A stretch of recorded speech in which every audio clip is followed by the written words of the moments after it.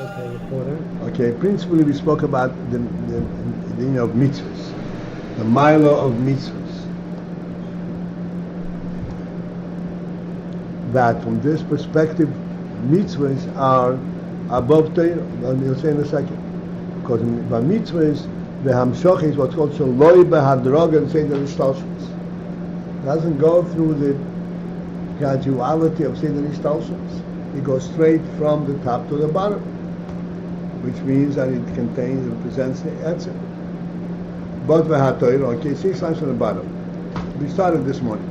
V'hatoiro hi b'chinas chochma. Torah is the yom chochma. Ve'raiso mei chochma nafkos, as it says in Zeh HaRaiso.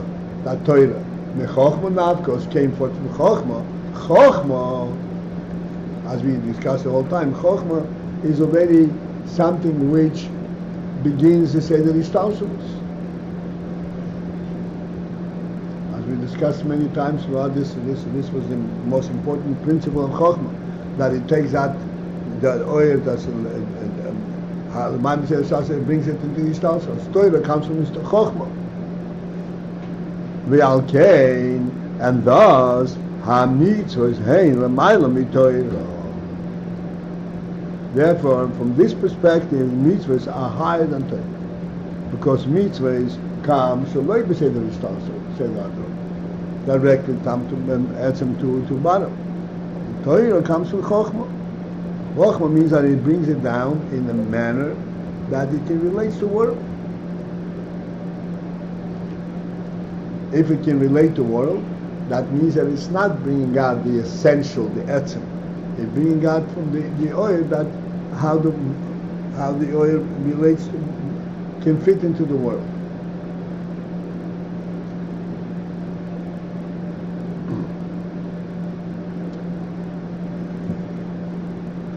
Etzem, I mentioned many times, etzem is impossible for us to express, because etzem and world are exactly opposites. And there is no means in the world to even identify with etzem, conceptualize it. In simple terms, in the world, everything must have a source, a beginning. The minute you ask, what is this? Where does it come from? How come it's here? Etzem doesn't have that question. Not only doesn't have it doesn't have that question. Doesn't have what question of when where it comes from? How come it's here? That question does not apply.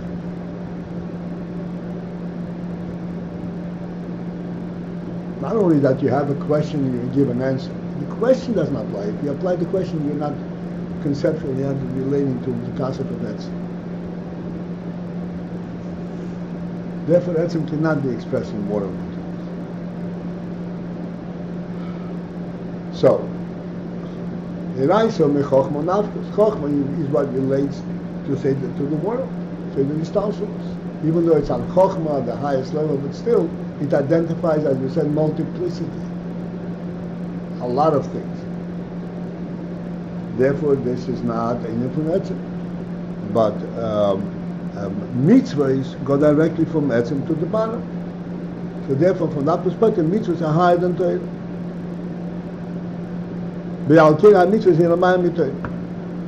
Okay, this is the end of the 5th line from the bottom.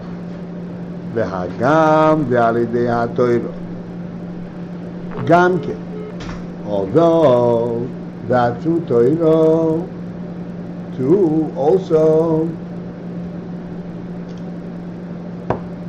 Hamshocho shaloi bahadrogo. There is Hamshocho in Torah, through Torah, shaloi bahadrogo.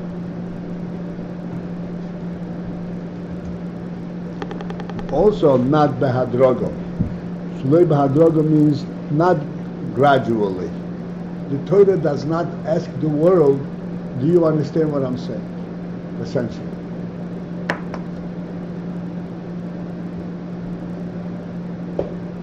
Like the examples that we gave, there's cold water cups on this side.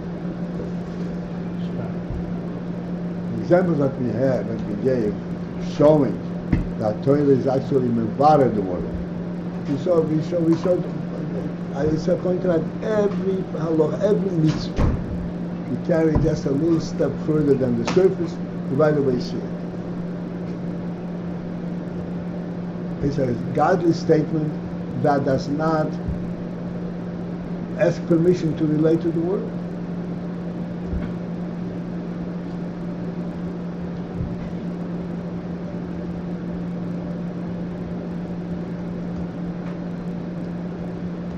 So, but Torah is also Sholei B'Hadron. So, therefore, Torah is similar to mitzvahs in this respect. If it comes Sholei B'Hadrogo, the principle, because something that comes Sholei B'Hadrogo, means that there is an essential source for it. Because if it is oil, it can only come in hislapshus, not Sholei B'Hadrogo.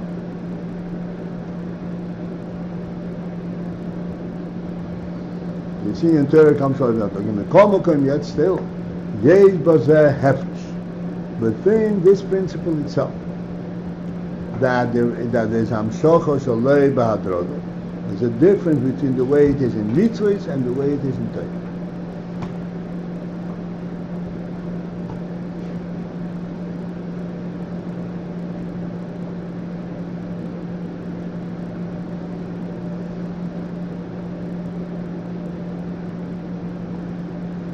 What is the difference?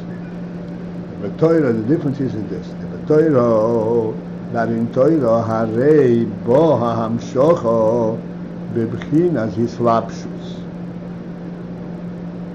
In Torah, the Hamshocha from Lamai, let me say, the Nishtalshalus, Sholei B'Hadrogo, comes Bebchinas Hislapshus, in a Hislapshus manner.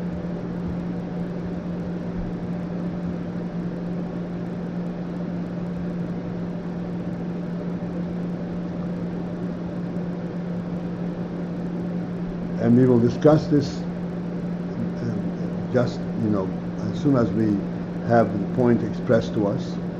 But the principle of hislapshus, we already know.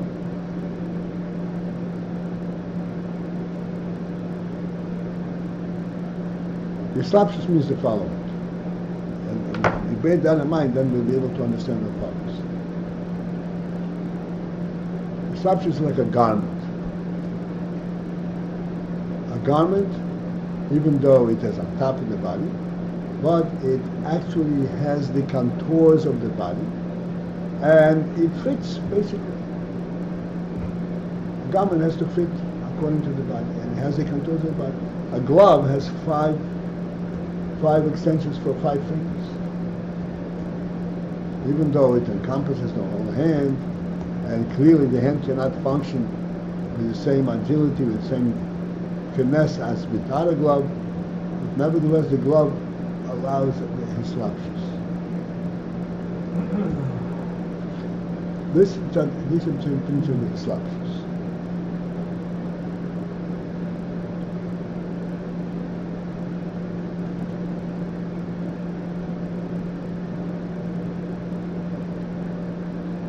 So in Torah, even though it's a mamshocha Sholei B'Hadrogo, but it comes, the Hamshocha itself comes between the slapshus.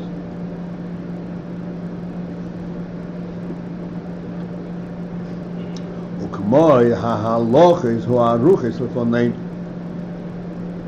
As we see from the halochis that are aruchis l'fonein, that are set up before us, hein bechinas, these halochis represent the union of Oir HaNeshama, the Malchus de Bria.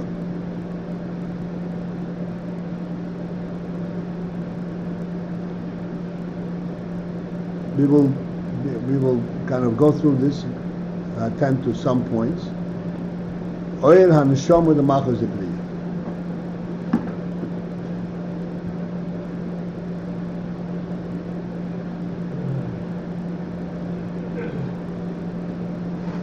let us, we'll go through this. Let me just make a very simple point. World comes from Malchus. World relates to Malchus.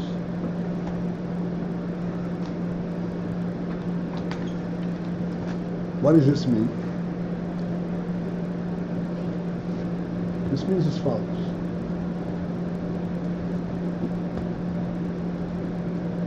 You have a thought. This thought is illuminated by your intellect, which is illuminated by your nefesh, by your sense of life and so forth. At that point, it's not part of the world. This is a thought that is permeated with the purity of life itself. When does it come into the world? So there are different stages.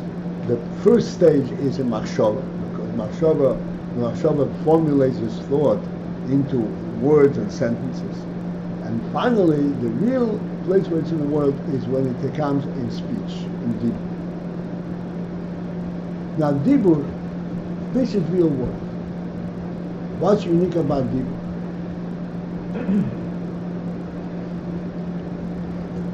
In dibur, every less detail is identified individually. Every letter, every sound. Otherwise, you don't have a dibur. Additionally, and here's the big thing.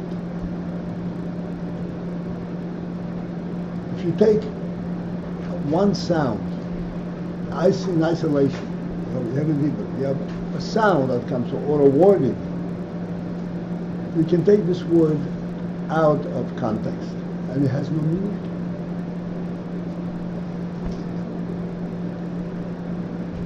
In other words, the meaning, the thought is produced only if it is part of a greater structure, if it is within context. It exists as such, independent of context. Truly, it's a context that created this word, but the word itself is just independent of context. This is the definition of world.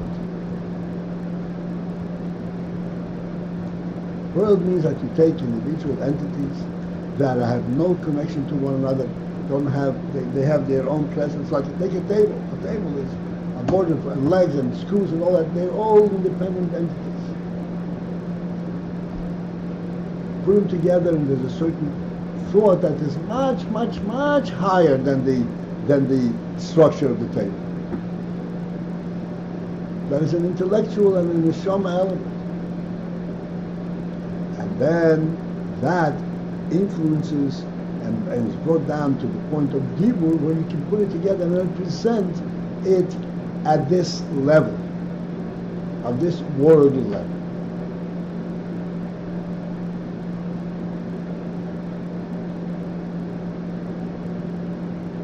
This is why this is so important to understand, and for us we are in this big world.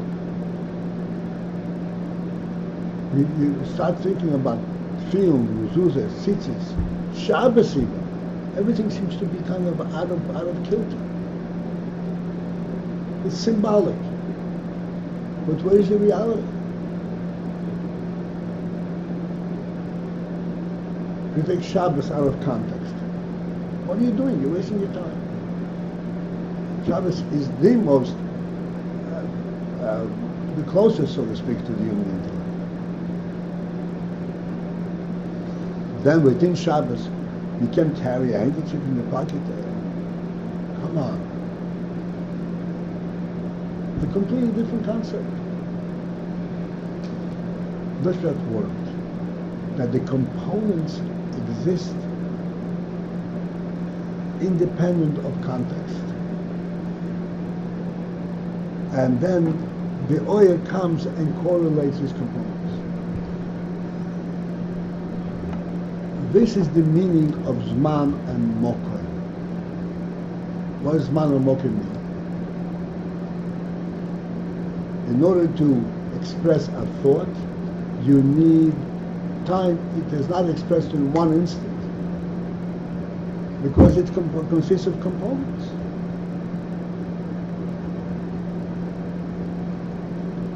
World is monomoki. What unifies, what allows all the components to come together is the fact that you're taking up time, you're taking up space. And then you correlate. This is the principle of Malchus. Deep. Malchus means, there are many things I said about Malchus. The simplest thing is that how does a melech express his thought? By speech. The melech does not express a thought. The melech says a speech, a command. You want to know what's behind the command? Not your business. Maybe it is your business, but it has nothing to do with the command. You can go and study it and so forth. The command is a real mitzvah.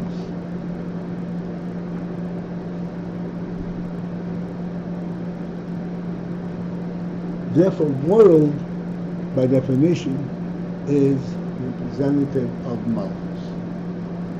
Now, the halachas or aruchas lefonim, they represent the oir hamshoma de Malchus, the Bria. They represent, even though it goes through Malchus. Malchus is in order for it to come into the world. But even there, it is Malchus de Bria, and it's the oil and shom of Malchus. What these madrigas represent in contrast to other madrigas is not for us right now. The important thing is that we say, this is oil. Oil is not deeper. Oil is not world. That means that there is an element of oil in this. It's not just world, just deeper. If there's an element of oil, that means that the oil is mislabesh in the world. What does oil mean? This is the difference between oil and dibur. Dibur is a statement. It doesn't carry any inherent meaning, so to speak, in a sense. They say no, but the halachas are they do have a sense. They have oil and shoma, the Malchus de Bria.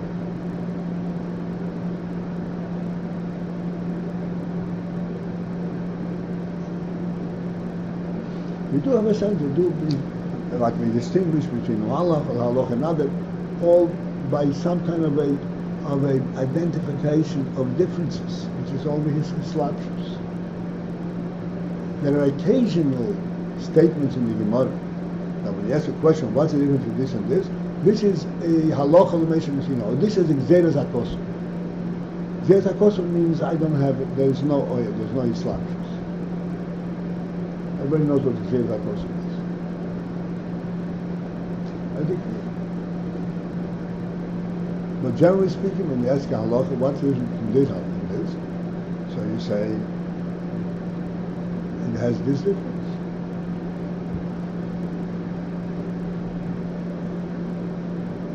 What's the difference whether you eat a kazayis or you eat less than kazayis?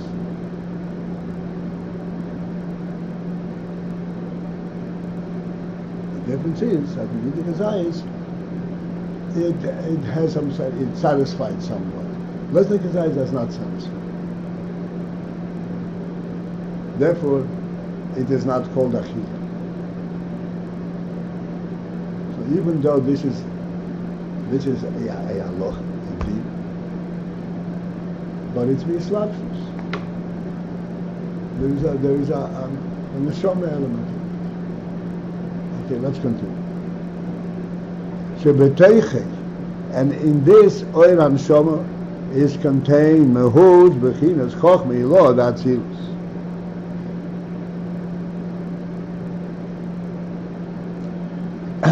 is contained the mahus of the Chochmei law, means the essence of Chochmei law, that's it.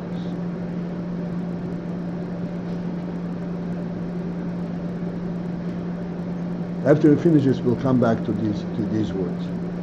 V'im heyois.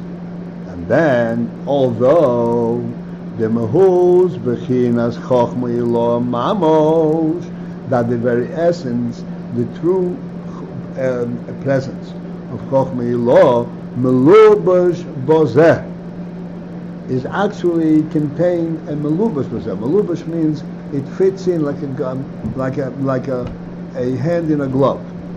V'oir hanshama the malchus de bria, and then the oil of the neshama the malchus de bria eine mastir al zeh, does not conceal this oil neshama. It allows it to flow through. Mekomo koim, but yet still harei hahamshocho v'hagil lamatom, that what is nimshach here below, hu bechinas oil neshama the bria. It is the bechina of the Oil Hanshama de Bria, the Meshum Zeh Yechoylo Yislabish Bahalocha Gashmis. That's why it is capable to be mislabish in Halocha Gashmis, or Kmeshin Yisboy Liyid Yibaramas Shabbos Shabbos.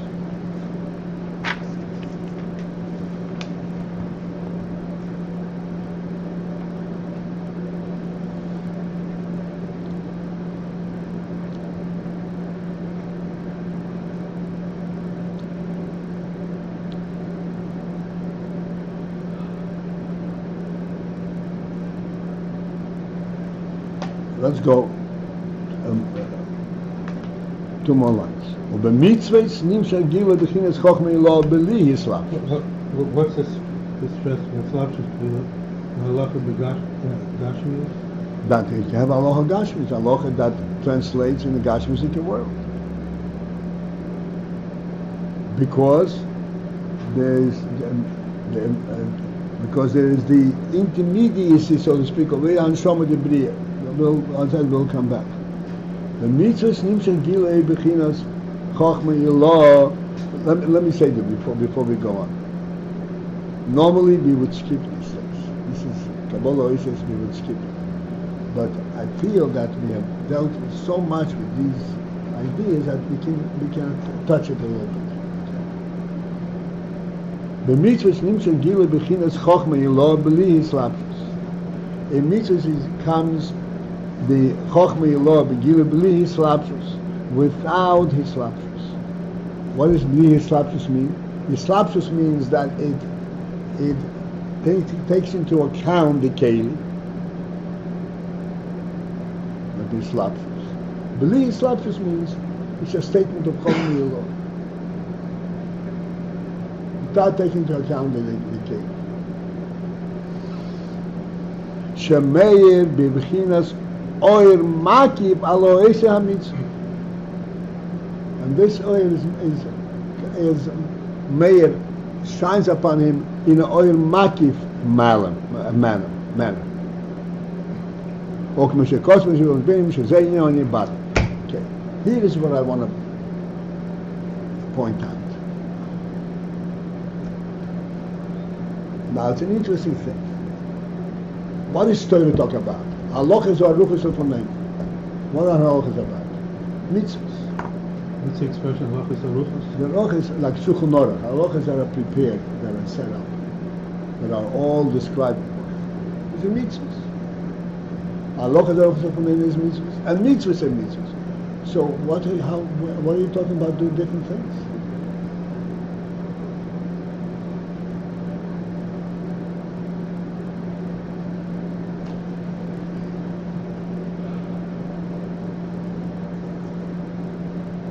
Points out an interesting thing. Now, halachas are ruchas of Hameinu. There is an hislapshus of chokhmah in it. In the mitzvahs, the mitzvah, the power, the oil behind the mitzvah is the oil makif.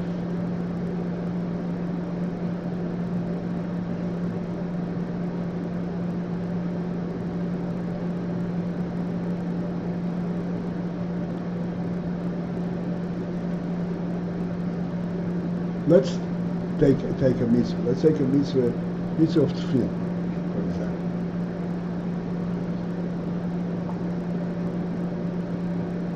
Let's try to distinguish in tefillin the two parts: the Torah element, the halachas aruchas of Ayin, and the mitzvah part.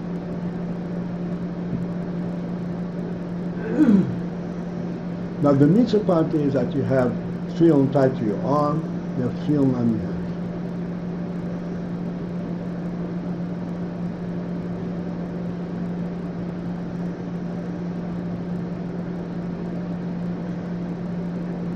The halacha part of it is that the tefillin of the head, for example, has 4 compartments. The tefillin of the head, the order in which you put it on the hand first and the head second. And as long as you have the head tefillin on, you have to have the hand tefillin. Now, these points have subtleties that lend themselves to some kind of a neshama relationship. Things that tefillin shel yad, they are supposed to subjugate your head, your heart. You have to prepare your heart before you start putting on the tefillin shel rosh. Otherwise, you'll overwhelm the heart. Just giving certain insights. Okay. Whatever the reason is, but the halacha is tefillin shel yad, tefillin shel rosh have a higher level of kedusha, and therefore you have to have tefillin shel yad on in order to be able to put on tefillin shel rosh.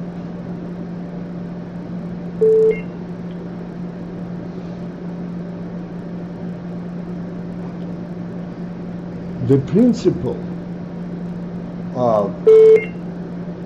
principle of putting on tefillin in general, this is what we call the chokhmah yelo datzilus, which is the man who said the Shlosh responsibilities.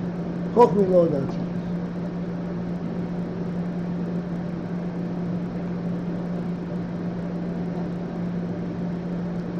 The way this chokhmah yelo datzilus is recognized in Torah versus the way it is recognized in mitzvah.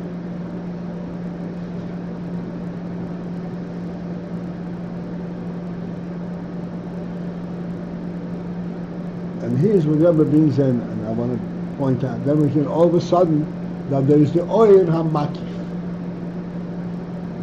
What is Oyer HaMakif? Oyer HaMakif is that which gives a context. Oyer HaMakif, we spoke about before. Correlates, gives a context. What are you doing? Where are you? That's Oyer HaMakif.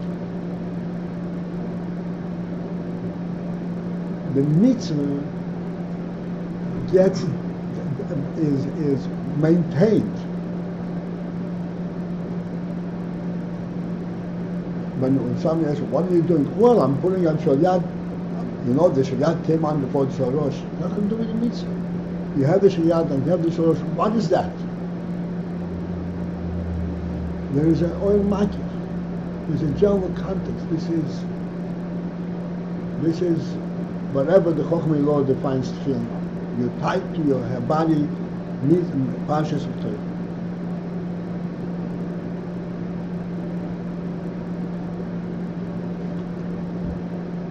The way that same inyan is expressed in Torah, there's an element of hislachshus.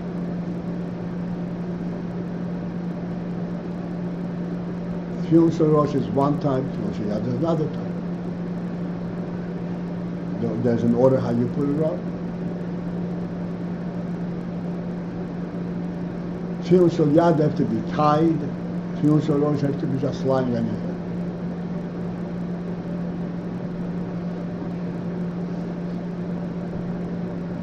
You know, tefillin shall look pshatim, have to be tied down to the hand, to the arm. Tefillin shall rosh have to be just lying. These are things which have an intellectual sense to it. Therefore, the Torah element, what is the background for the Torah element, what is the context of the Torah element, is some kind of a seichel. What is the background for the mitzvah? Or maki. There's a Rebbeinu Shalom, and there is I, and I have a tefillin on my head.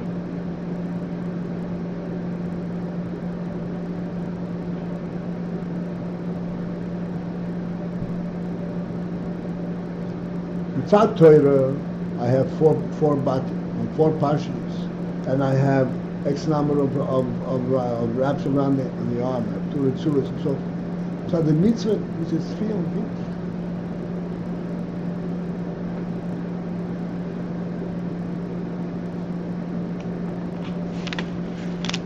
Therefore, in mitzvah, this is what the Rebbe says over here. Interesting.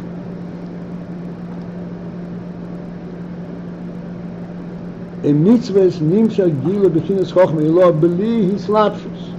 Without hislapshus, there is no way that you can explain what is happening to this person right now. He has tefillin on. Shemein mibchinas oil makib al ho'esa mitzvah. One thing you can tell, when a person has tefillin on, you can tell him one thing. He is doing what the Rebbe told him to do.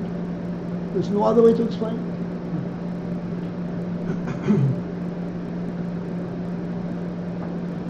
This is what justifies his activity.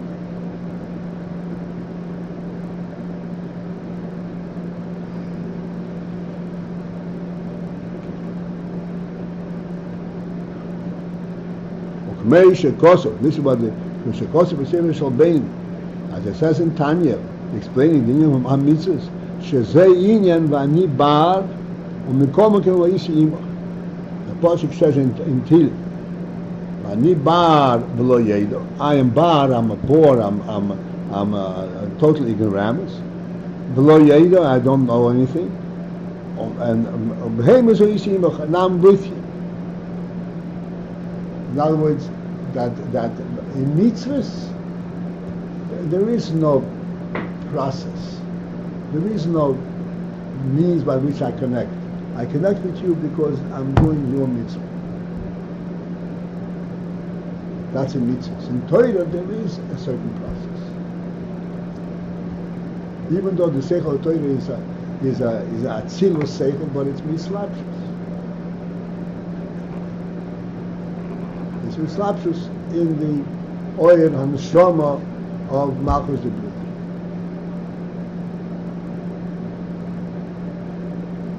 To the extent that you can ask a question, why put this on first?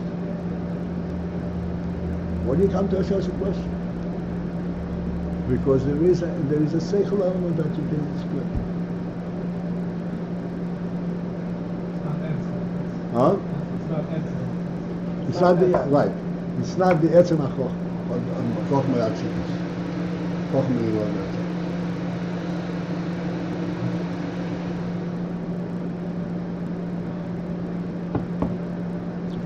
Okay.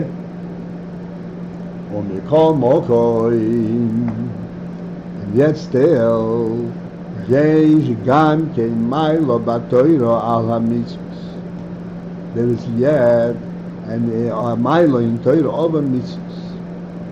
According to this, so far we pointed out that in terms of Milo, in terms of the Lukus element that the mitzvahs bring down, it's a deeper in than Torah. Then we say that no, there's Milo on Torah mitzvahs also. Shaharei, since that, as we say, the cloud.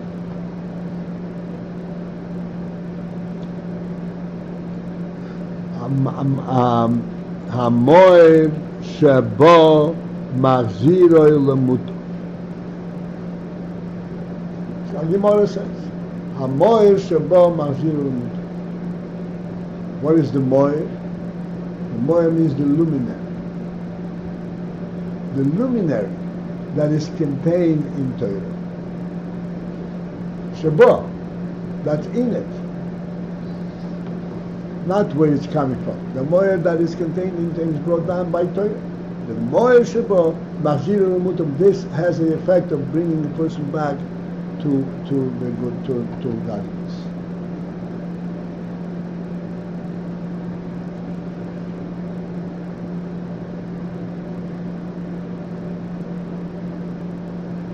Hare, thus we see, Gam in Pogam Chas v'Sholem, that even if a person created a blemish, Chas v'Sholem, Amor Shabbat Torah, Machzir Lemutov, the more that is contained in Torah brings him back,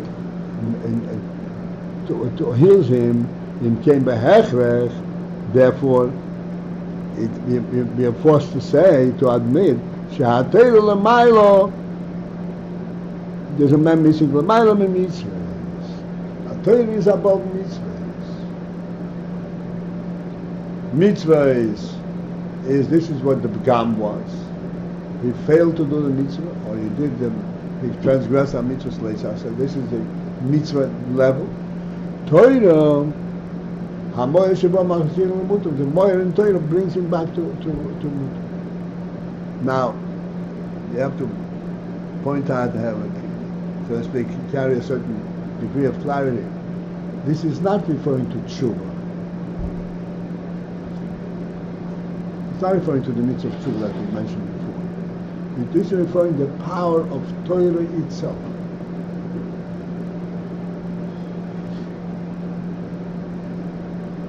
Torah has the power. Moyer Shabbat Torah presents a Moyer. Machzir L'mutar means it evokes his return, his turnaround. It what to return around? It evokes. It evokes it because it has that Moyer power in it, Moyer content. And Machzir L'mutar, it evokes a turnaround.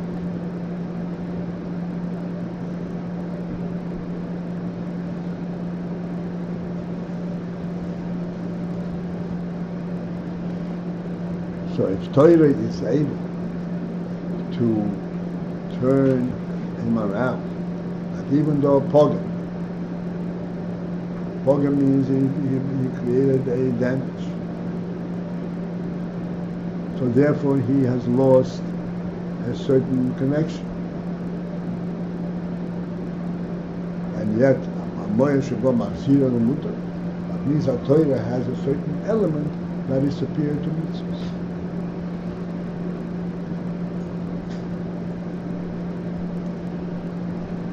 Success? Sure.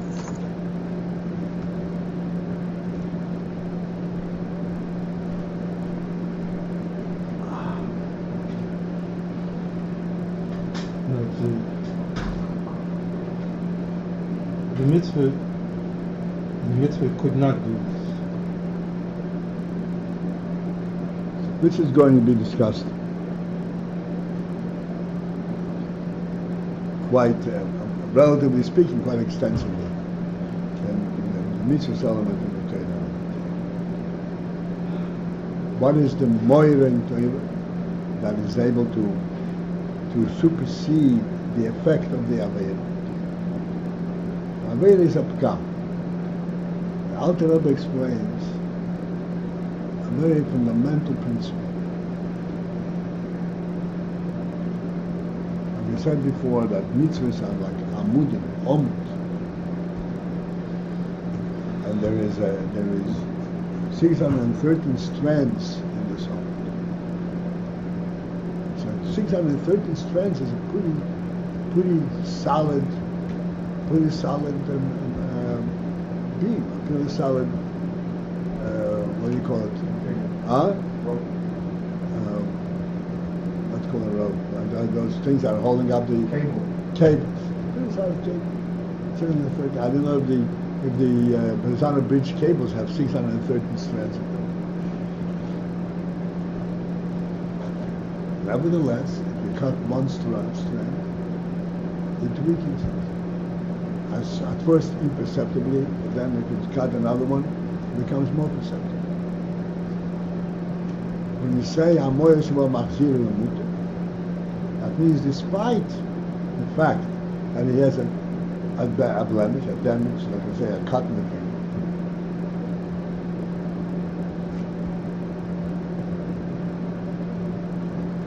it can bring him back to the good and then cause the healing process. And reconnect. Heal, I said, we have to follow through and recognize this principle as distinct to tshuva. Tshuva is a different process.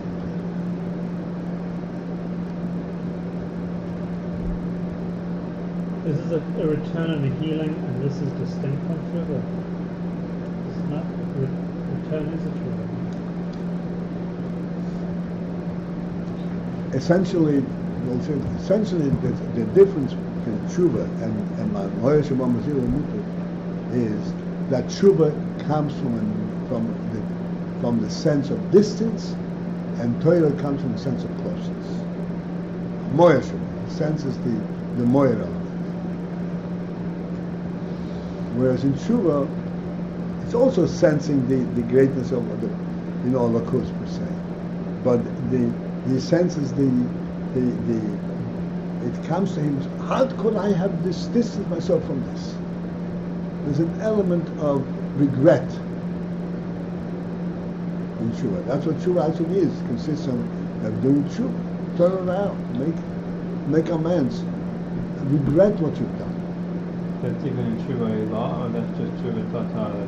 It's tshuva tato also. You have to regret. Tshuva law. What? Tshuva law also comes from this negative element. All tshuva, even tshuva law, the word tshuva means return back to something else. So clearly over there it is not because of a act, because of transgression, but because it's not where I was before.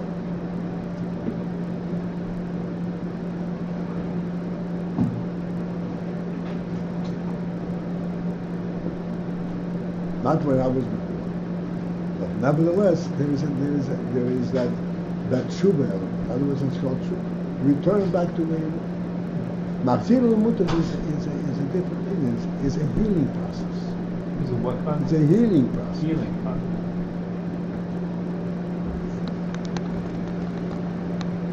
He becomes good. He becomes healthy.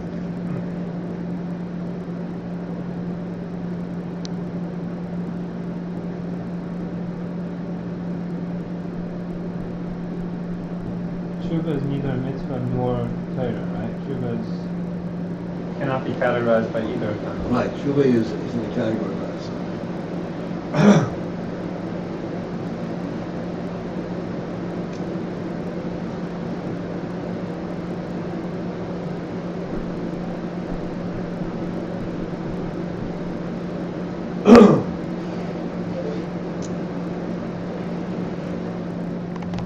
All right, let's start a little bit. I'm going to go very fast. So what's the plan for now? From now, tonight, we'll play by ear a little bit.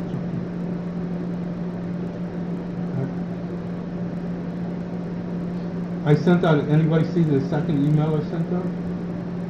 3:45 and 9. Yes. And to Davin Meyer before him. No, that's not going to work. First of all, it doesn't work throughout the year. Paltiel, Nothing. I do everything on my own. What? For me, it's I'm fine. in a rebellion. It's not, for me, it's fine, but if people come.